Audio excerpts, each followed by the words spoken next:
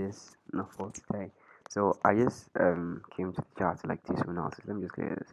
So I just I'm going to try a new like approach. I mean obviously the weekly, the daily to the 4 hours are like very like not not is it not useful? No, not it's not helping because honestly, I would have marked this order break right here, or like I think I haven't marked this one right here, so I don't really know. So I'm going to go back to the 1 hour chart, and that's what I'm going to use. So I'm going to use 1 hour for my as my directional bias time frame, 15 minutes for my like medium time frame, and then 1 minute or 5 minutes for my entry. So I think it's actually even going to prime me for the future, but I'm just going to not focus too much on the future and on the now because I think I don't really I would like want to like trade only gold and like maybe Solana and USD.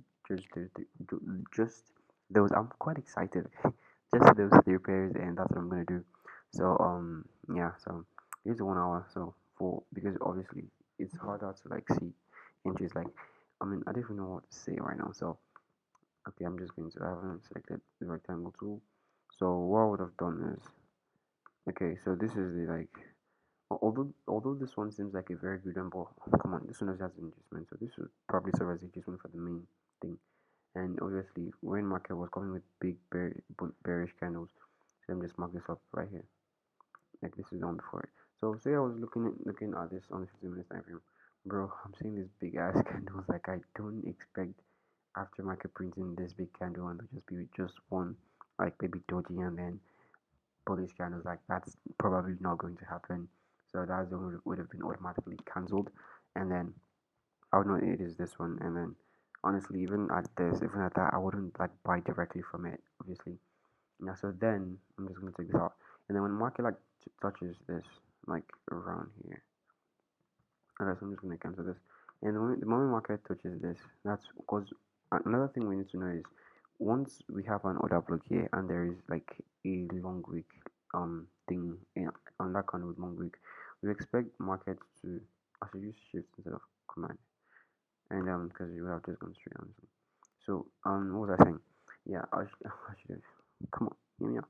So using this like long week, like once I know that there's another block with a long wick candle next to it, market will have actually come to clear it because what I know before was if the order block itself doesn't clear liquidity, market will like clear it. Like I think that was what happened to this one. This one didn't have and cleared it. You market will use it as oh I just made another realization.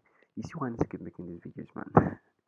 I wrote this down on my wall, like sticky notes or just on my wall literally, and actually forgot the meaning. I even forget the meaning even though I made this video. But I mean, yeah, I wrote that if another block doesn't have inducement, market will clear it as liquidity. Market will clear the market will use it as inducement.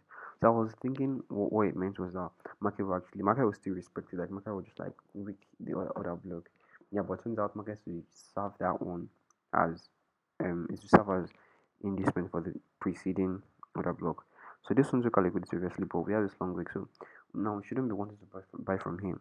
So what we should be doing is we should be anticipating like an instant what's it called buy from here if we are really like into this thing if we are quite experienced. I'll test this analogy next time. So you could even use step and just put your entries like right here and put it all the way here. You can not even use stop loss if you want to, just risk like 200 and 1 to 63 RR and we'll still be in the trade until now honestly I think.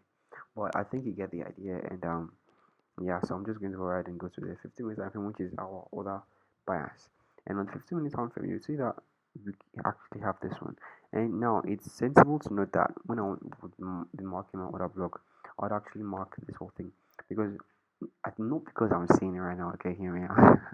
But what I recently was the other block, the one that engulfs it. So this one engulfs the week completely, although it didn't completely engulf this. So oh, frick, I'm going to go to Solana. That was a mistake, honestly. I meant to press command, but I pressed something else. Gotta look. Oh, here it is. So command do this, do that, and then extend it.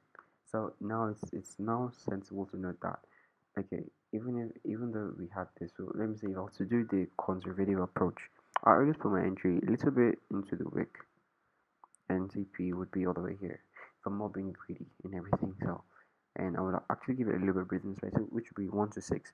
But since I actually know that market would, I could put one entry here, and then once market is coming back down, just to make sure I don't miss out on the entry, then I'll put like I buy here manually, and then put like a limit order all the way here, maybe slightly above of this wick, and then stop us like this. Like, can you see this is like 1 to 56 or whatever, 1 to 55. I think 50 was what we got the other time, but I think you get the concept. Now you can just drag this order block, and this would be where we will enter from. Would you snap an entry on the 15 minutes or whatever? I don't know. So, but I think the main idea would be also waiting for a confirmation entry on the 5 minutes with the 1 minute time frame. I think that's what he did. He tapped that and came back to tap it again. So I don't really 5 minutes doesn't really do much justice, honestly. So this is where it all happened. So I'm just going to go ahead and try to draw it. So we had a brick of structure. I'm just gonna do free drawing. So we had a brick of structure. We had another brick of structure. Then we had yet another brick of structure. And this was we had the equal lows and whatever. But then we didn't really break above this. So yep, market's doing crazy shit. So I couldn't find a confirmation entry. So please, if you've seen this video and you know um of an entry model I should have used here, or you can help me in any way. So like what I would have done to enter this trade, because I would have been so confused. If you know anything that could help, and please, I'm just learning, so if you can help in any way, please help me. And what I would have done is I would have maybe like I can take this one now, come here, and then maybe inducement. This one has liquidity. I don't even know. So this would be my confirmation entry, waiting for market to come here, but market never did, and it's just all the way up. So I think that's where we would, like, my laptop's beginning to like crash out. So it's like, I don't know, like, bitch. Oh my god, I just swore. I don't know, no, man. Yeah, it's rare. So yeah, good. So maybe I'll just stick to the liquidity based entry, or I'll just enter from the top of it. But honestly, what are the odds of it holding and not being like the previous one over, like order block? Like, I think you get the idea.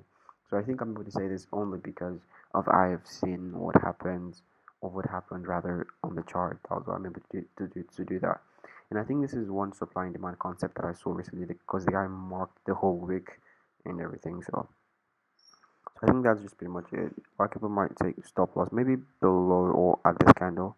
I don't know. I'm looking for a mechanical way to do it. So that's just it. I'll see you guys in the next. I'm gonna upload this right away, but I don't know.